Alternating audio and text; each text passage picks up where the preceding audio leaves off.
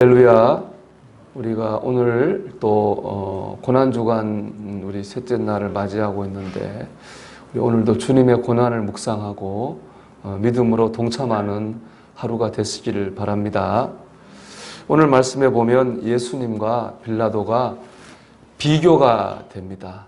그 비교되는 기준점은 책임 있는 결정, 책임 있는 행동입니다.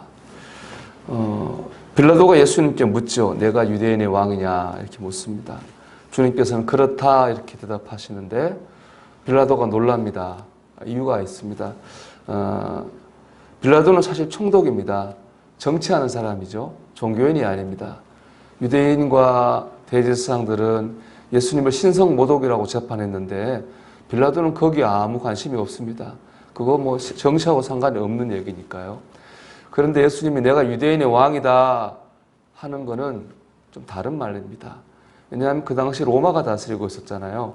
그러면 로마 황제가 왕이죠. 크게 보면. 그 다음 파송한 총독이 또 지도자인데 예수님이 내가 왕이다 하면 그 순간부터 예수님은 로마 황제에게 반역하는 정치범이 됩니다. 그러면 뭐 그것 때문에 실제로 예수님이 죽으셨으니까 그러면 죽는 거죠. 다른 사람 같으면 나는 그렇지 않다. 나는 신앙적인, 종교적인 거 얘기한다. 이렇게 얘기할 것 같은데 예수님은 전혀 두말하지 않으시고 내가 유대인의 왕이다. 이렇게 말씀합니다. 이것 보고 이제 빌라도가 놀라는 거죠. 예수님 이렇게 말씀하신 이유는 바로 그 길을 가는 것이 예수님께서 이스라엘 민족과 하나님 믿는 우리 모두를 구원하시는 길이기 때문에 그렇습니다. 예수님은 그 책임을 가지고 이 땅에 오셨고 그 책임을 이루기 위해서 그런 책임 있는 말과 행동을 하신 거예요. 반면 빌라도는 굉장히 무책임했습니다. 책임을 회피했죠. 빌라도는 예수님이 죄가 없다고 하는 것을 알았어요. 그래서 예수님을 풀어주려고 노력도 했습니다. 명절 되면 특별 사면 제도가 있습니다. 죄수 한 명을 풀어주는 거예요. 그래서 빌라도는 흉악한 죄인인 빌라도, 강도 빌라도와 예수님 붙여놨습니다. 사람들이 예수님을 살리라고 말할 거라고 당연히 기대했는데 유대인들, 군중들은 그러지 않았습니다. 예수를 죽이라 이렇게 말합니다. 그런 군중들의 요구를 보고 빌라도는 밀란이 날까 두려웠습니다. 총독이 자기가 다스리는 지역에서 그런 밀란이 나면 자기의 정치적인 입지에 큰 해가 되거든요. 그렇기 때문에 예수가 죄 없는 줄 알면서도 예수님을 죽이는 그런 결정을 합니다. 그러면서 이렇게 말하죠. 24절 말씀 보면 물을 가져다가 무리 앞에서 손을 씻으며 이르되 이 사람의 피에 나는 무죄하니 너희가 당하라. 그러니까 손을 씻으면 나는 죄가 없다 이렇게 말합니다. 빌라도가 죄가 없습니까? 우리가 오늘도 사도신경 암송했지만 분명히 빌라도가 죽였다고 기록하고 있습니다. 역사는 빌라도를 죄인이라고 분명히 말하고 있습니다. 왜냐하면 그는 예수님이 죄가 없다고 하는 것을 알았습니다. 예수님을 살릴 수 있는 힘, 그래서 결정할 수 있는 자리에 분명히 있었습니다. 하지만 그는 바른 결정을 하지 않았습니다. 책임 있는 결정과 행동을 하지 않았습니다. 자기의 이익을 위해서 무책임하게 결정했거든요. 여러분, 나쁜 일을 한 것만 죄가 아닙니다. 옳은 것인 줄 알고 또 옳은 일을 할 수 있음에도 불구하고 하지 않는 것도 죄라고 하는 것이죠. 그것이 바로 책임이 있느냐 없느냐일 겁니다. 여러분, 우리는 책임 있는 신앙인으로 살아야 됩니다. 책임 있는, 주변에 누가 뭐라고 그래도 환경이 어떻든 주변의 사람이 어떻든 그리스도인으로서 책임 있는 삶을 살아야 됩니다. 그렇게 하나님께 영광을 돌리고 우리가 주님의 뜻을 이루는 삶을 살게 될 줄로 믿습니다. 오늘 이 묵상집 보면 기도가 있는데요. 저는 기도가 너무 은혜가 되었어요. 읽어드리면 세상에서 조롱받고 핍박받을지라도 진리 편에 설 수 있는 판단력과 용기를 간구합니다.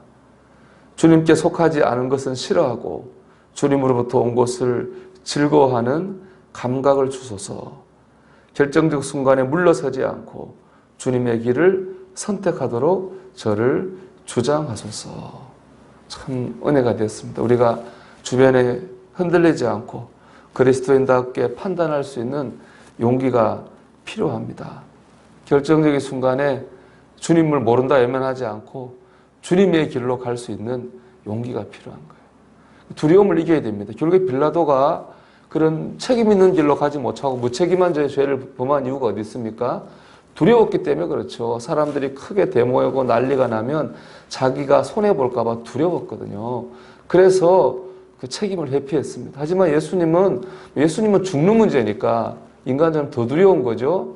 하지만 예수님은 두려움을 이겼기 때문에 그런 책임 있는 사명의 삶을 살 수가 있었다는 것입니다. 여러분, 우리가 오늘 이 기도문처럼 주의 도우심을 구하는 가운데에 주변에 흔들리지 않고 우리 용기 있게 책임 있게 우리 살아갈 수 있는 그리스도인이 되기를 소망합니다. 특별히 요즘에 보면은 우리가 교회가 비난을 많이 받습니다. 저도 TV나 뉴스 기사 보면은 좋은 거는 뭐 일부러 안 내보는 것도 있는지 모르겠지만 나쁜 건 찾아서 다 내보냅니다. 우리로 보면 억울하기도 하고 속상하기도 하지만 그런 것 때문에 어쨌든 주변의 평가가 그렇고 우리가 위축된 면도 있습니다. 여러분, 근데 이렇게 생각해 보십시오. 나를 낳아준 어머니가 있는데 어머니가 나이가 들어서 실수도 할 수 있습니다. 아플 수도 있고요. 그럼 어머니를 부끄러워해서야 되겠습니까? 내가 더 잘 살아서 나 때문에 우리 어머니 위상이 올라가게 하는 게 참 자녀의 도리일 것입니다. 저는 이것이 오늘 우리가 주님의 교회를 위해 해야 될 일이라고 믿습니다. 우리가 좀 더 그런 책임감을 가지고 책임 있는 말을 하고 책임 있는 행동을 해서 우리 주님을 높이고 우리 교회의 덕을 세워야 될 때입니다. 그래서 우리가 하나님의 영광을 드러내고 그것이 다른 영혼을 구원하는 일인 줄로 믿습니다. 여러분이 오늘도 용기를 내시고 두려워하지 말고 주님의 자녀로서의 정체성을 가지고 우리 책임 있는 결정을 하고 판단을 하고 우리 말과 행동을 해서 우리 지금 고난주간 주님이 십자가 지고 있는데요. 이 주님의 고난에 우리 삶으로 동참해서 하나님의 영광을 드러내는 저와 여러분 되시기 바랍니다. 분명한 것은 주님께서 분명히 말씀하셨거든요. 마지막 마태복음에서 그렇게 믿음으로 사는 사람들에게 볼지어다 내가 세상 끝날까지 너희와 항상 함께 있으리라. 주께서 그렇게 살려고 하는 책임 있는 삶을 살려고 하는 우리에게 함께 하실 줄로 믿습니다. 기도하겠습니다. 우리 오늘 기도문 다시 한번 읽어드릴게요. 세상에서 조롱받고 핍박받을지라도 진리 편에 설 수 있는 판단력과 용기를 간구합니다. 주님께 속하지 않은 것은 싫어하고 주님으로부터 온 것을 즐거워하는 감각을 주옵소서. 결정적 순간에 물러서지 않고 주님의 길을 선택하도록 저를 주장하소서. 기도드리겠습니다.